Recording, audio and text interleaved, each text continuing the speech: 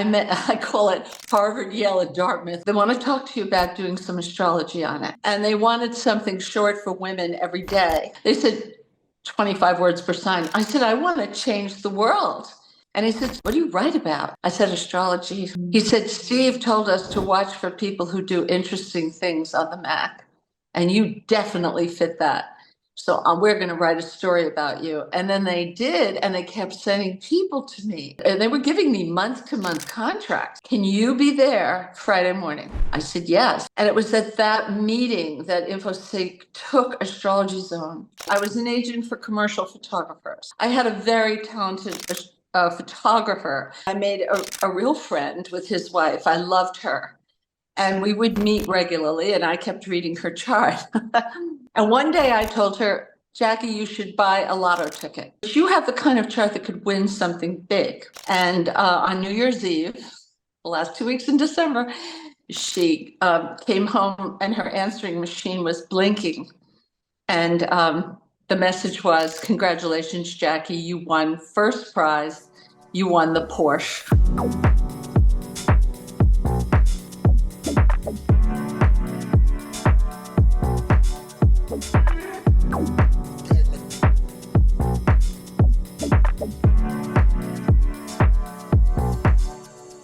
Welcome to Elevated Conversations. Today we have Susan, all the way from New York, Manhattan. We're very pleased to have you on our podcast. Welcome. I'm thrilled to be on. I know so many people who live in Australia, and they are amazing. They travel and they love astrology, and really curious compatriots that you have. I mean, just amazing populace, real adventurers. That's great. That's fascinating. Yeah, well, the stars do tell us all of they have all of the signs, don't they? Yes. So tell us a bit about yourself, Susan. You just mentioned before that your website's now been up, 12 years? 29. Oh, sorry, 29 years. Oh my God, I'm so sorry. I started in 1995, December 14th, 1995. So it will be 29 years this year. And next year, 30. I can't believe it. Well, I never wanted the world to know that I knew astrology. That was going to be something private to me, except I would read for friends for free. I had a real job. I was busy. I was an agent for commercial photographers. And I would go to the ad agencies and present his work. And then when we won the job, I would estimate the entire job and keep in touch with the agencies as the job progressed, because usually they were very big jobs and extremely expensive. And sometimes I'd have to ask for more film or something, money, well, I was very successful at it. And it was through my work as an agent that changed my life. One day we did a Cheerios cereal box. I don't know if you have Cheerios where you live, but it's a cereal that's very popular. And we did a milk splash. I had a very talented photographer. I was very good at picking people to represent. I always took unknowns and made them stars. And this one photographer, David Zimmerman, did a milk splash. And milk looks like gray water on film. So you're allowed to doctor the milk, but not the Cheerios. And they always have representatives on set to make sure you don't touch the Cheerios. And we did a beautiful milk splash on 8x10, which is upside down, if you know the camera. It's not an easy job to do. And it came out so nice. It was done by Saatchi and Saatchi. That's where the job came. It was General Mills. And I took the creative director out to lunch, and we were talking, and I brought his chart with me because creative people love astrology. And he said, yes, do my chart. And I was doing it. And he said, my wife would love you. I said, I would love her. What does she do? And he said, she's creative director of Warner Books. I said, well, I have to go up there because my very first job out of college was Life magazine, and that's Time Inc. It was right before they closed Life magazine. They shouldn't have done that because I loved it. But anyway, I made a real friend with his wife. I loved her. And we would meet regularly, and I kept reading her chart. And one day I told her, Jackie, you should buy a lotto ticket. She goes like this, you're wrong. I'm not going to do it. It's a waste of money. I said, I agree with you. The odds are horrible, but you have the kind of chart that could win something big. So I'll narrow it down the last 2 weeks in December. She said, I'm not going to buy a ticket. And she didn't.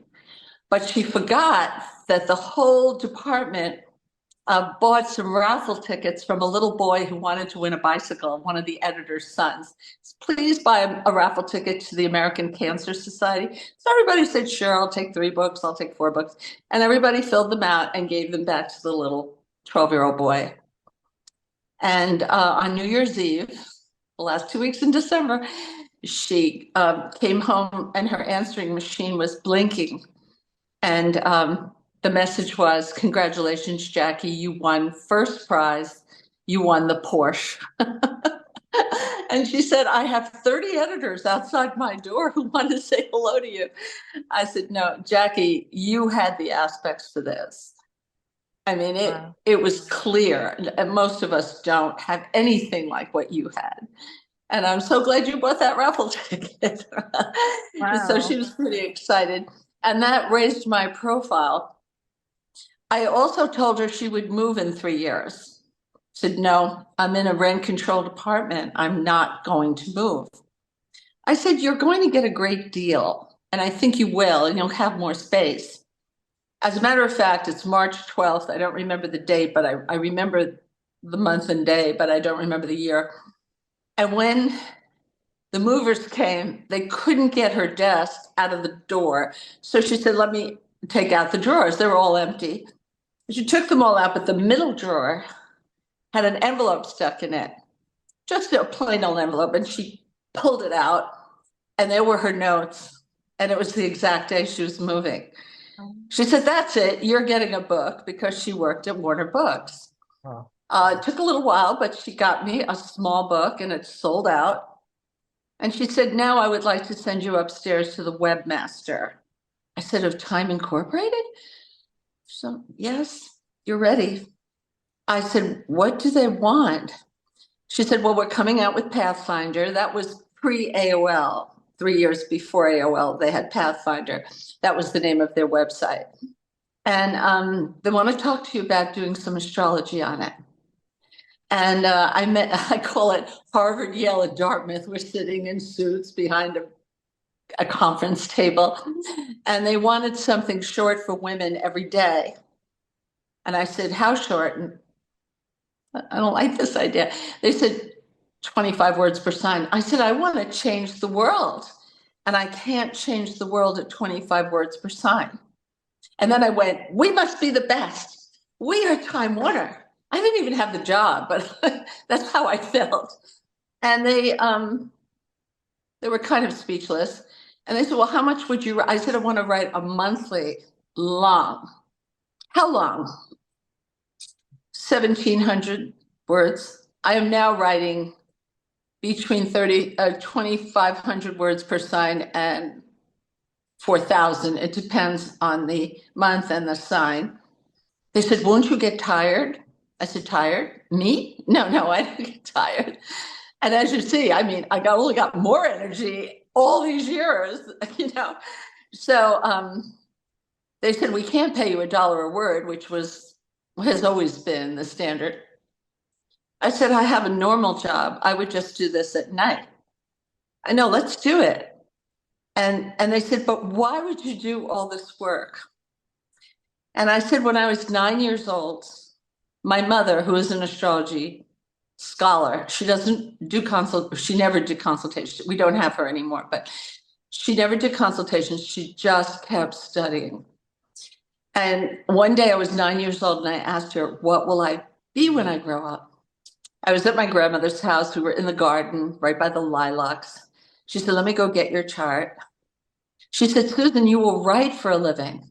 I said, write? No one writes in our family for a living. And she said, but you will, and I'm going to work on your grammar. Doesn't that sound like a mother? And she's Gemini, of course she would. And she said, but when you get close to 40, 37, 38, 30, somewhere, later, you have on the midheaven where the 12 is on a clock, Aquarius. So a newly invented form of communication, so new we don't know the name of it yet, will change the way you work and be the channel in which you make your ultimate contribution to the world. I will never forget her words. I was dumbstruck. I said, Mommy, how can you tell by looking at a piece of paper? She said, Susan, Aquarius is at the top. That's always where the 12 would be on a clock. That is what your ultimate contribution will be eventually, what you'll give back to society. She said Aquarius is the future, so it's something new, and it's a communication sign, so it's a new communicative device or invention. She said TV was for me, but your generation will be newer and different. Well, now I'm going crazy. I said, you got to tell me more. I'm following her through the house. She's washing dishes. I'm right behind her. She's vacuum cleaning. I'm right behind her. She said, well, Uranus rules Aquarius, and that plugs in the wall. It's electricity. So it's something that plugs in the wall. I said, this is not making any sense to me at all. So I keep asking her for more information. And then she said something that zippered me shut forever. She said, Susan, there are little dots or lines that go through the air that are invisible in connection with this new invention. And you can't see them, but it has a direct relationship to your writing. And I know it doesn't make any sense to you. It doesn't make any sense to me, but that's what it is. She was predicting the internet. And when Time Inc. called me, I knew that this was everything my mother had predicted for me. So in that room, I told the three gentlemen what I just told you. And I had my elbows on the table and I put my arms like this toward them. And I said, don't you see? This is my destiny. They were, very quiet. And they looked at the man in the middle. And he leaned forward and he said, Time Incorporated will not stand in your way. You're so passionate. We will give you free reign. You can do whatever you want. Even though the pundits say it shouldn't be longer than 500 words, I had said, when it's about you, that's different. You want to know more. And astrology can be confusing if too short. You have to explain a lot in astrology. So they let me do what I wanted. And on December 14th, 1995, Astrology Zone was born. Yeah, it was amazing. Very good. I got exactly what I wanted. And a lot of companies would not have done that. I could rattle off 5 big companies that would have never let me have what I wanted, but they did. Then when they got involved with AOL, there was a total eclipse on my birthday, and they said, Susan, you'll have to leave.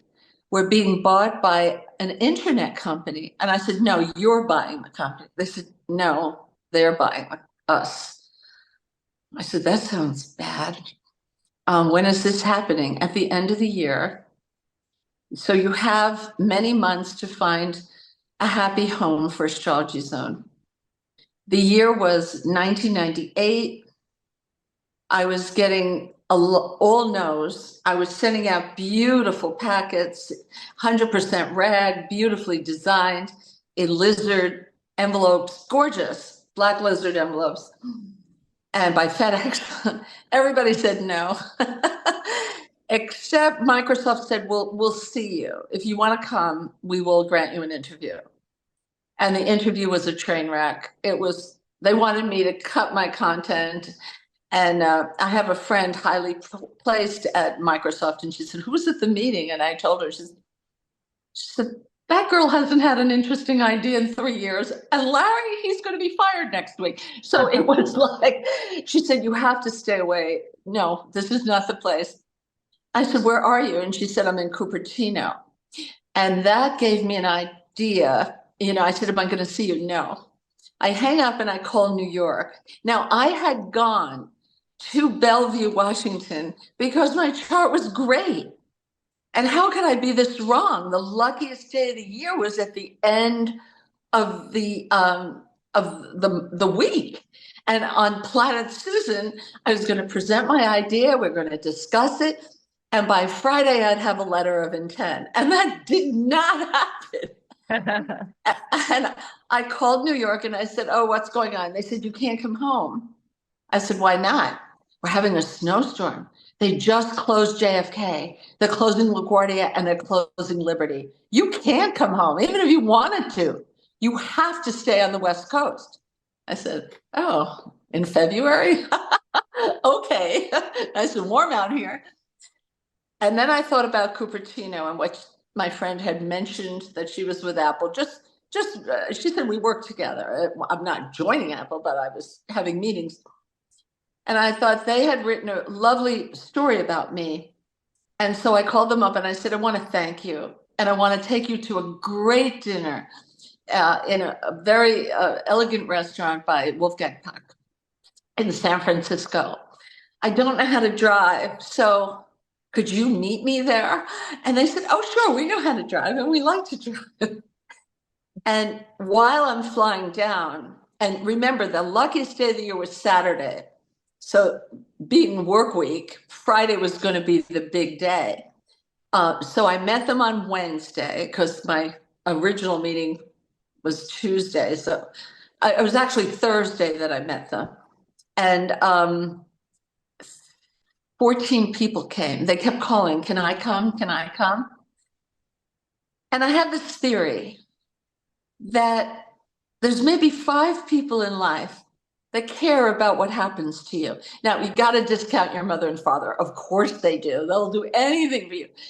Put those on the side. But 5 people you meet in life really care about your future and will really help you. And to me, Apple was one of them. They had written a lovely story called "The Astrologer Who Believes in Apple." And I was upset the way the press in New York was talking about Steve Jobs. They were making fun of him. They said he would never be successful. The PC people were hammering him. And I said, "If you give me your logo, I'll put it on my front page of my website because it is written on a Mac. It is, the servers are all Mac. Everything is correctly Mac. And if you gave this to publishers, there would be apples bouncing all over the net." And the man I called was one of the gang of 8 that Steve Jobs brought back to save Apple. His name is Dan Marusish. And he said, "Susan, what do you write about?" I said, "Astrology." I thought he'd hang up on me, but he didn't. He said, "Steve told us to watch for people who do interesting things on the Mac. And you definitely fit that. So we're going to write a story about you." And then they did, and they kept sending people to me. And oddly, at Time Inc., the reporters didn't like that an astrologer was on their website. So when you typed in horoscope or astrology, it would say "not found." It would automatically bring up a search engine to send you to my competitors. Oh. I said, "Could we change this?" They said, "No, that's a political battle going on up here, but you're generating so many page views and unique readers that we're keeping you." I was like, "Oh, good." And they were giving me month-to-month contracts, month to month. So I was very grateful that Apple was sending people to me. And then there were magazines on the newsstand, like, the internet was brand new. So it was sites we love and can't live without. And I was making those lists. So Time saw that I was really generating traffic. And Apple was so good to me. And they said, "Tell us about your meeting with Microsoft." And I said it wasn't so hot. You know, they wanted me to change the product, and I couldn't really deliver an audience if they changed it. And they said, have you tried InfoSeek? And I said, they won't let me through the switchboard. They think I'm a headhunter. And they said, oh no, they're all former Apple people there. Can you be there Friday morning? I said, yes. I stay in pretty good hotels where the concierge can figure things out. Even though I can't drive, I was going to go to Silicon Valley, but I didn't know the train in San Francisco takes you right down and you just take a taxi. I didn't know it was that easy, but I said, yes, yes, I can make any meeting. And it was at that meeting that InfoSeek took Astrology Zone.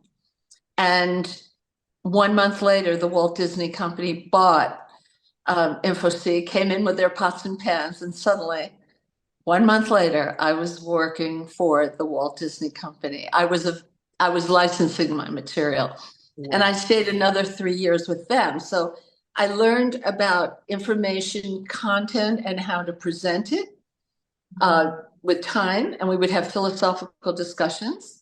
And I said, I feel we have to tell people everything twice. That's why I have my summary. And they said, very good. 3M says people don't remember what they read, only 38% of what they read. So if you reiterate it, they will remember. From Disney, I learned the importance of answering letters that come in within 48 hours. That was their standard. It shouldn't be any more than that. And if possible, right away. And I had to hire a team to keep up with all this because now I was on one of the biggest websites in the world. It was the sixth biggest. I was on go.com and ABC News. And then all of a sudden, 3 years later, Michael Eisner, the president and CEO, said we shouldn't be in the internet business, so we're closing go.com. ABC News said, don't touch us. We're 125 years old. We need an internet site. So they let ABC continue. I stayed with ABC until my contract was up, and then I had nowhere to go. I was looking into the abyss. My website was 6 years old, and I was doing a lot of prayers. I do pray quite a bit, and I ask God for a direction. I don't ask him to save me or fix it, but just give me a direction, a clue, and I can take it from there. And I was praying in my living room, and I had, after Disney, I had no offers because it was 2001 and the internet bubble had burst and nobody was paying for content. So I was done with my prayers. I'm sitting in the living room by myself, and the New York Times is on my coffee table.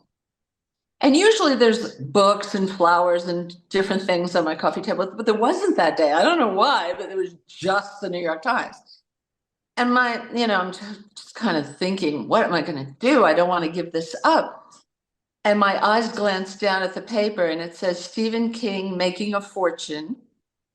And then you had to turn the paper over in ebooks. And I said, I could make more than he does in ebooks.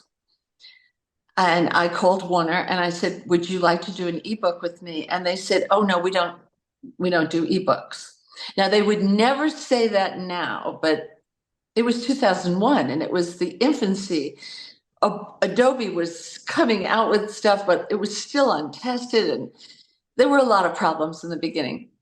And I said to them, Barnes and Noble, the word on the street, and I always feel word you hear on the street is more accurate than what you read in the paper. You will see it later in the paper, but if you hear it early, it's better.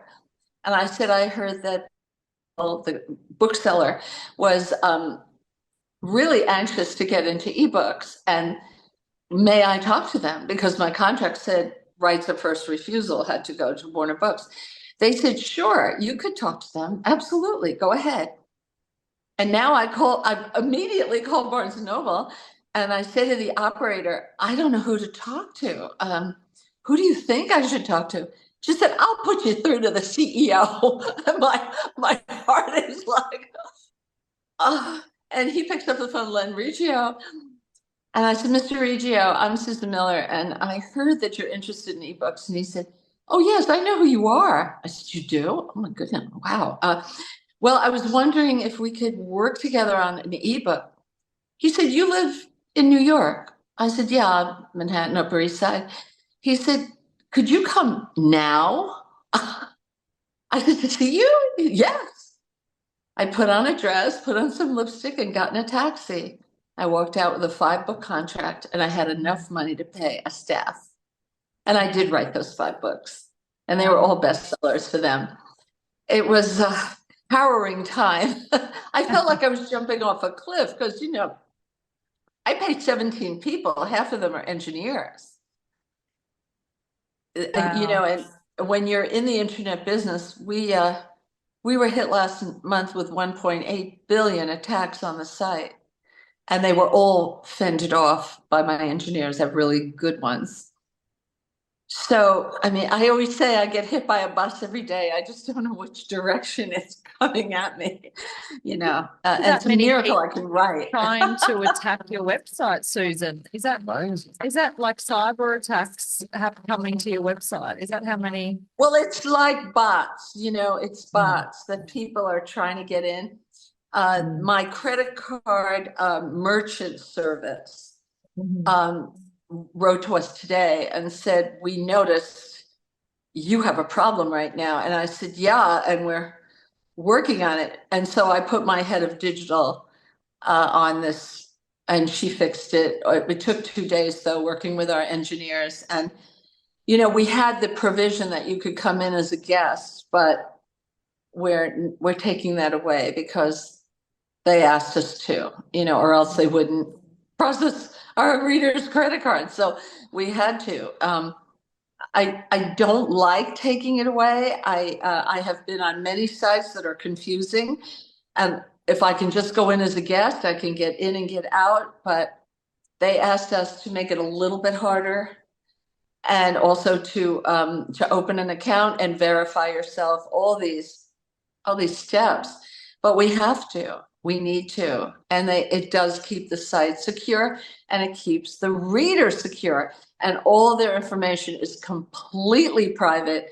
We don't keep any of it. It's with the credit card companies. So, Yeah. but I'm always thinking about multiple things all day long. I think the readers think I sit in a tower and just write what comes to me. It's So glamorous. and not like that. In fragrant gardens, taking walks, wearing a Grecian white gown or something. It's not quite like that.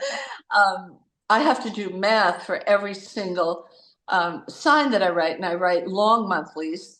And I want to be very thorough. I don't want to leave anything out because like Scorpio took extra long this month. And I realized they may be looking to hear about their apartment or about their job or about money. Or last night I was on Discord for 3 hours, and every question was about job and money. Every single question. And I was on for 3 hours, and they can hear my voice and I can hear their voice. It's a nice little thing. And people from all over the world come on. There was a man from Sri Lanka. He said it was 3 o'clock in the morning when he was talking to me. I was like, oh my goodness. Um, but we try to get to everyone who's wanted to come in. And it's good experience for me because I can hear what is on people's minds. And I want to address that every month. I What's the also write a general daily. theme right now, Susan, for that type of thing? You mentioned job and money. Is that, a small recession coming, or is there wobbles in the market? Well, we have a very unusual year coming up. First, we have right this month, November 25th to December 15th, Mercury will be retrograde, but that's pretty common. It happens 3 times a year for 3.5 weeks. But overlapping little Dennis the Menace Mercury, his big brother Mars is going to go retrograde from December 6th to February 23rd. Now, Mars goes retrograde every 2 years. It's a time to go back and look at your actions and decisions and make corrections. I know all of us are hardwired to move forward all the time, not to take time to look back, but the planets tell us it's valuable. We must do that. So Mars retrograde, you can pretty much not sell anything to anyone when Mars is retrograde. They have to think, they have to decide, they have to talk to their colleagues, they have to talk to their boss, they have to look at the budget. Maybe the budget's not ready yet. Mamma mia, it's hard to sell when Mars is retrograde. All right, he finally comes out of it on February 23rd when Venus goes retrograde March 1st to April 12th. Now, no planet moves into top speed the minute it wakes up. They're a little bit like people, a little groggy, need a little coffee, they're a little tired. And Mars takes all the way to April 30th to get into top speed. Venus will take until May 15th to get. So the first few months are slow.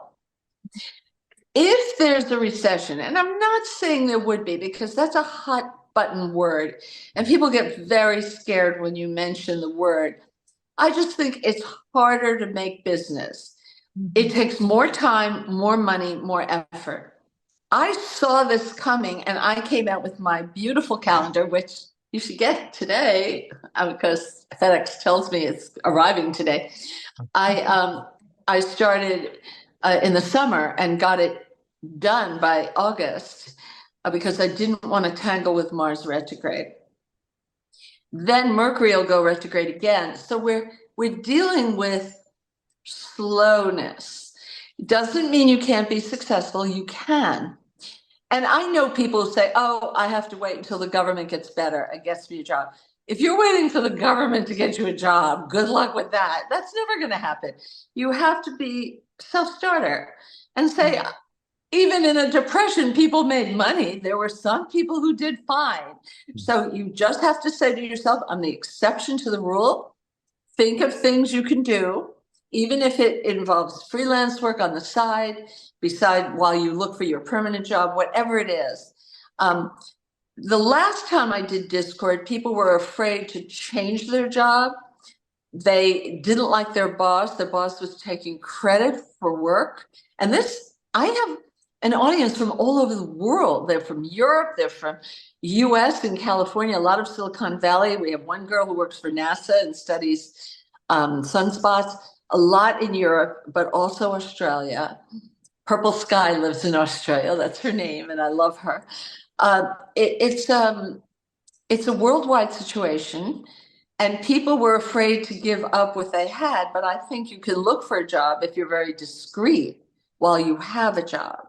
You know, you have to be careful who you mention that you're looking for a job. You want to keep it kind of under the radar, but there's nothing wrong with it if it means you'll be able to keep your family going and you know, everybody needs a certain amount of money to help their children and, you know, their household. So, you know, so it's a little bit of a slow start, but after that, it's great. From June on, it's fabulous. The one other thing I found when I wrote the calendar, and I like to write the calendar because I'm looking at every day. I'm studying the pores of all the days. Now, some days are empty, but let's say your birthday's on the 11th and there's lots of words on the 12th or 13th. It means you're moving into that energy that's going to happen on the 12th or 13th. It doesn't mean anything if it's empty. It's just not hitting an exact aspect. And, you know, I was looking at it, and usually the little planets, Mercury, Mars, and Venus, do all the heavy lifting. They are what we call the personal planets, and they make every day different, and they set up some interesting themes, especially Mars. Well, now I'm seeing the big guys on the board of directors, Jupiter, Saturn, Uranus, Neptune, and Pluto, are sitting up there saying, are you going to make me come down to earth? Really? I'm going to have to get off my pedestal and get my hands under the hood and make things work because you're not working hard enough. You're spending so much time retrograde. That's what's happening. I have never seen so many big planets talk to each other as happening in 2025. Wow. So that's good, though, in a way, because structural changes will take place. We have Pluto going into Aquarius, and that's a discussion all by itself. Pluto is the little guy who's at the outer rim, as if you went to a horse race. He's on the outer part of the circle, which means he takes the longest time to go around the sun, 248 years. Last time Pluto was in Aquarius, it was the American and French Revolution. So astrologers were a little nervous about Pluto in Aquarius because it put this country in a kind of fighting mood. And there is division here. And so they were right. But Pluto in Aquarius is going to have vast changes on all of us. Let me give you an example. I always think of God sitting at a conference table, summoning the planets in. And he says, Pluto, come on in here. And in 1995, he said, Pluto, it was actually 94. He said, I have an assignment for you. You're going into Sagittarius. And Pluto said, what am I going to do there? He said, you're going to bring the world together through publishing. I have a new thing called the internet, and you're going to bring countries together and lots of publishing, but I need you to get this in use by the regular common man. I know the military's been using it, but now it's time for regular people to start using it. So Pluto said, this is great. I love this new assignment. Will I have a team? He said, you will. In 2010, you're going to be working on this until 2008. So from 1995 to 2008, you're going to be obsessed with helping people get closer together through communication. I'm going to send in Uranus and Neptune in Aquarius, and they will pick up the threads that you started, and you'll move on to other assignments. He said, what will I do? He said, we're getting ahead of ourselves. I'll call you back in January of 2008. Sure enough, he calls him back. He says, Pluto, I'm putting you in Capricorn now. I don't like what the banks have been doing to poor people. They're taking advantage of them, especially in the US, but perhaps other places. We were so obsessed with what was going on here. They didn't tell us that much about what was going on in other places, but there was a big market crash. And of course, when we get pneumonia, other people get a cold, so, it has an effect. But Pluto cleaned up the banking practices. We don't have that anymore. Also, just when he was getting ready to leave, and last year, he was getting ready to leave, and he went into Aquarius to give us a little preview, January 20th to September 1st of this year. But right before he did that, he got Sam Bankman-Fried in jail at the Bahamas for crypto practices that weren't correct against SEC rules. He also saw 3 banks fail. Pluto saw these banks fail, but he got a bigger bank to buy them so that the depositors didn't lose any money. So you always see like a last ditch, what else do I have to do to tie up loose ends? Now we're moving into the age of Aquarius formally. Pluto will stay in Aquarius 20 years until January 2044. This is headline news. And already we're hearing about AI. We're hearing about flying taxi cabs. We're hearing about driverless cars. And I'm sure they were in the works before this, but they didn't tell us about them until fairly recently. And I wrote a whole book called The Next 200 Years, which is, I write the year ahead, but the next 200 years was really a challenge. But I did a lot of research. I asked myself, why did I get into all this? And is that book? I could have had an easier life. The next 200 years. Oh my God. It's an ebook. It's only $5, and it's on Kindle, on Amazon, and on bookbaby.com. People say to me, is that a child's site? No, it's BookBaby is for people around the world, any device, they'll send you the book, whatever device you say you're using. It's across the board, international. And I wasn't going to publish that book. I had some big challenges in the past year. Last September, I went blind, completely blind in two eyes from a terrible infection that my doctor, an eye doctor who's world famous, said this could be catastrophic. I said, no, I have a good chart. Stop worrying. I think it's my fault. He said, why would you say that? I said, well, it could have been mascara that had bacteria in it. Who knows, you know? And he said, I hope you come out of this. I did. When you're blind, you see white like a pillowcase. And very, very slowly, maybe a month later, you start to see little shapes, but not much. Then you start to see black and white, little by little. And by the time you see color, I was coming out of it by December, the first week in December. But I remember I had an appearance to do in October. And I told my children, I'm going to Kansas City. They said, Mommy, you're blind. How are you going to Kansas? I said, the airlines are so nice that they help you get to the gate. They said, no, you're not going. Well, I brought Valerie, who you've talked to, my executive assistant. She's great. And I brought her with me. But I said, when I sign a contract, I fulfill it. And I memorized my talk, and I was able to give it. So I came out of that. And then I went to LA for Christmas to see my daughter and her baby, but also to do speeches. And I was starting to feel funny when I came home from the airport to the hotel. I had never had COVID, but I had the packs in my suitcase to test. I had COVID and I was sleeping around the clock for 10, 11 days. And I finally came out of it. And then in April, I had a flood and I had to move everything out of my house, find another apartment, fill out the application and the deposits, and pack and pack and pack. I packed the things that I couldn't possibly go wrong with, like towels and blankets and books, and then let the moving company do the china and the glass and the furniture, of course. And I found a darling apartment in my building, so it was easy to move the essentials. But whatever I was putting in storage, I would not be able to see or touch for pretty much 9 or 10 months. So what a workout this year. And then I finally unpacked. I'm done. I'm sitting on the couch. Everything's put away. This is like a miracle.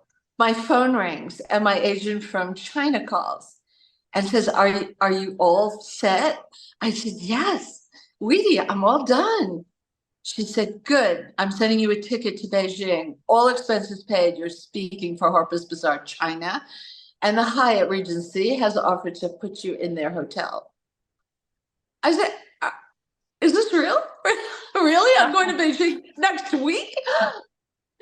I've been there before, but it's a big deal, you know, and Had a it's big a good year, thing Susan. Sounds like your chart was popping this year. I had some big challenges, but somehow, you know, I thought about it in life. We all have to do a root canal sometimes. We all have to do our taxes or maybe have an audit. We all have to go through surgery or, you know, there are challenges in life. But after you meet each one, you begin to feel like Jack the Giant Killer. Yeah, totally. You know, it's life gives us those to make us stronger. And my mother would call them character building aspects. So My good. mother had a big effect on me, huge, huge. She was, I loved her so much. My father too, but I was really close to my mother because I was born with a birth defect, and I would be fine. And then all of a sudden I wasn't fine. I would be in excruciating pain and I'd have to go to bed for 8 weeks at a time and not move even an inch. And she would change the sheets with me in the bed, but it would take an hour of gently, gingerly, as if I were made out of nitroglycerin, move the sheet through and pull the other one out. And I would always have a pillow under the knee. The knee was the epicenter, but so was the hip. And every doctor said they didn't know what was wrong with me. They thought I was making it up. Maybe I didn't want to go to school. I would generally get an attack a year, usually on my birthday, Christmas, Easter, some kind of holiday. And my mother was so puzzled by it. She said, what kind of illness only strikes on holidays? But then she sort of thought, Susan gets so excited. Maybe I have to keep her level. That didn't help. I get excited about everything. And like I remember one day I said, oh, mommy, I bought your Christmas present. She said, it's December 7th. Do you want to give it to me now? Yes, it was all wrapped up. I was that kind of kid, and I don't think I ever changed. And so they finally found out that my veins and arteries were made out of tissue paper practically, and they would vanish spontaneously under pressure. A growth spurt or too much walking or something like that. So finally, I was 14 when I went to the hospital, and I was in for 11 months and a series of operations. And every time I'd learn how to walk on the parallel bars, I'd be back in surgery. So I'd have to learn all over again. And they'd have to try to bend the knee. I would go to physical therapy after I was in the hospital for that year when I was 14. I couldn't go to high school, so I did homeschool. Took my Regents exam, PSAT, SATs, all of them at home. I took my Regents in the hospital with the teacher watching me. There were no phones then. There were no computers. You didn't No look Zoom things call. up, It isn't like you're watching Jeopardy on TV and you can look up the answer. No, didn't exist. And then I was pretty good by the time I was 16 and a half. And I went to college. I went to New York University and majored in business. But none of the guys would be my friend because there were so few women. They thought I was there to get married, and I wasn't. I was there to get a degree. So I realized if I wasn't in the study class with them, that wasn't going to be good for my grades. You have to be in a study group, that meets at lunch or in the library. So I ran for office. I said, what does nobody want to be? And everybody said, nobody wants to be treasurer. Oh, well, I'm good at math. I'll be treasurer. So I ran for treasurer and I would stand in front of the elevator saying, vote for me, read my platform, And people would say, oh, this is a pretty good platform. Oh, well, I'll add more. Tell me anything. And I kept winning. And I made friends that way. You can find your way around a problem. You can. You just have to think. Such an interesting lifetime, Susan, and what a gifted soul you are, bringing through so many answers for people. Reading their. Well, I astrology. want to be what my mother was to me. She was my cheerleader. I remember right after the big operation, and I was to have 40 blood transfusions in my life, but at the time I only had 8 during the surgery. And I said, Mama, I'm on a raft in an ocean with 15-foot waves and it's night. I can't see my way. I don't know where land is. I just don't know. And she said, you will find your way to land. And when you get there, you'll find me standing on the shore waiting for you. She was the best mother in the whole world. So was my father. I mean, they supported me when all the doctors said she's making it up. She doesn't, and then when they operated on me, they saw it was a horrific problem and very rare. And then I kept breaking the thigh bone 4 times, just walking across the room. And they didn't know why. And I said, Dr. Frankel, you went into this leg and it's unusual. I need you to put the steel in. He said, you're probably not going to make it. I said, I know. I had my hospital. He just left.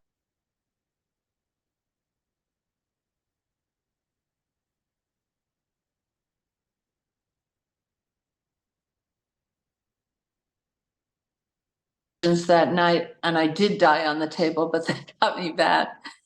And I had to stay home for 1 year because he said, I'm going to say this once and you better listen. If you fall, you die. If you fall, you die. You cannot go outside. You have to stay in the house 1 full year and wait for the bone to grow around the steel. And you have a chicken bone for a thigh bone. No wonder you kept breaking it. And so I did that. I did it. Wow. It's like being under house arrest, but it was all right. And, you know, you can just figure it out. That's when I started writing. I loved magazines, and I asked my mother to go get a whole bunch of magazines. And I looked through all of them to see if there was an astrology column. And there was one in McCall's, which is a very Bible Belt kind of Sister Seven homemaker magazine. Rosie O'Donnell had bought it later, so at the time it was still a magazine on its own. And I didn't know who to call, but I called. I remember the girl's name was Amy because I thought starts with an A. Let's start with her. And I said, do you edit the horoscope column? She said, yes. I said, I see you have one, and you probably love your columnist, but maybe she's writing a book. You need a feature story or something. Maybe I could work with you. She said, who says I like my columnist? I said, oh, well, I have clips. I was writing for this little magazine that nobody ever heard of called Beauty, and they were paying me so little, but I had beautiful clips. So I put them in a red envelope and I scotch tape a bow and a candy cane on it and gave it to the messenger. I said, don't lose the candy cane. He said, I won't, you big sturdy guy. And she called me up and she said, oh, Susan, we're going to work together. We'll start in January. Have a Merry Christmas. What a gift. I was married, but my husband never worked. And he didn't support the kids. He didn't, I had to be the breadwinner. And here I am, not able to walk or go outside. That helped me pay my rent. You know, little by little, brick by brick, you can figure it out. I did send my children to private school and college and paid their student loans 100%. It took 7 years, but I did it. And, you know, if you set a goal, you can complete it if you're serious about it. And now I'm in that sweet spot. The children are grown. They have their own apartments, their own lives. And now I can travel more. So I would love Thank you to come so to your much for country. coming on Elevated Conversation, Susan. It's been great to Thank learn you. all about your life and your story, and thank you for the work that you're doing. It's been a pleasure. Oh. Where can everyone find your work? What's your on astrologyzone.com. Yep. Or if they have an Apple phone or a or an Android phone, go to Google Play or the Apple App Store for Astrology Zone horoscopes. There's a wonderful award-winning app. Also, Moonlight Phases that teaches you when the moon is out of phase, out of a void course. You should never have an interview. Like tonight, there's no void of course. I made sure it was perfect day. And people really like it. So it's on Apple or Google Play. So just put in Susan Miller and usually everything comes up. Oh, beautiful. But thank you. Thank you so much for having me. Thank you. Have a lovely evening. Thank you.